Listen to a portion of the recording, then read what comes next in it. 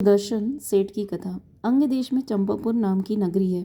वहाँ पर सुदर्शन नाम के एक सेठ रहते थे। उनकी सेठानी का नाम मनोरमा था। वह उन दोनों के सुकांत नाम का एक पुत्र था। उसी नगर में कपिल नाम का एक ब्राह्मण व कपिला नाम की ब्राह्मणी रहती थी। एक दिन कपिला का मन सुदर्शन के अनुपम रूप लावण्य को सुनकर उसके विषयों में आसक्त हो गया था। एक समय कपिल वहीं बाहर गया था और सुदर्शन सेठ उसके घर के पास से कहीं से जा रहे थे। जब कपिला को ज्ञान हुआ कि वह यह सुदर्शन है तो अपनी सखी से कहा कि तुम किसी भी उपाय से उसे यहाँ ले आओ।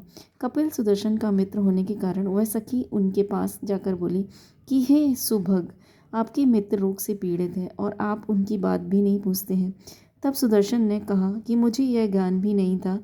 ऐसा यह सुदर्शन उस सखी के साथ मित्र को मिलने के लिए गया और जाकर पूछा, मित्र कहाँ है? सखी ने कहा, ऊपर है।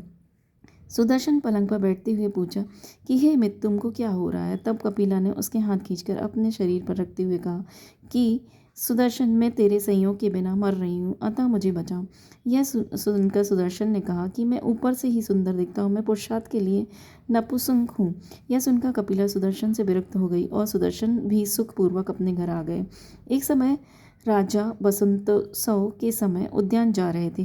रानी भी अपनी सखी कपिला के साथ पालकी में बैठकर जा रही थी। मार्ग में अपने सुकांत पुत्र को गोद में लेकर रथ में बैठी हुई मनोरमा को देखा। रानी ने कपिला से पूछा, यह कौन सी स्त्री है? तब किसी स्त्री ने कहा, यह सुदर्शन सेठ की स्त्री है, उसका पुत्र सुकांत है। तब रानी बोली, यह तो धन्य है जो सुंदर पुत्र हुआ। तब कपिला बोली कि मुझसे तो किसी ने कहा कि सुदर्शन तो नपुंसक है, उसके पुत्र कैसे उत्पन्न हुआ? रानी कहा, ऐसे पुण्यात्मा जीव नपुंसक नहीं होते हैं। तब उसने अपना पूर्व का वृतांत कह सुनाया। यह सुनकर रानी कहा कि तुम्हें उसने धोखा दिया है। इस पर कपिला ने कहा, मैं तो ठगाई गई और तुम सर्वोत्कृष्ट है। तुम्हारे पुण्य को भी मैं तभी सफल समझूंगी कि तुम उसके साथ भोग भोग सको, अन्यथा वह नपुंसक ही है।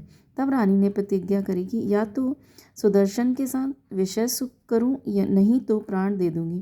रानी उदास होकर शेष पर पड़ गई। तब धाय ने पूछा कि हे पुत्री, तू संचित क्यों है? तब रानी ने अपने मन की व्यथा कह सुनाई, परंतु ध्याय ने कहा कि यह तेरा विचार अयोग्य है।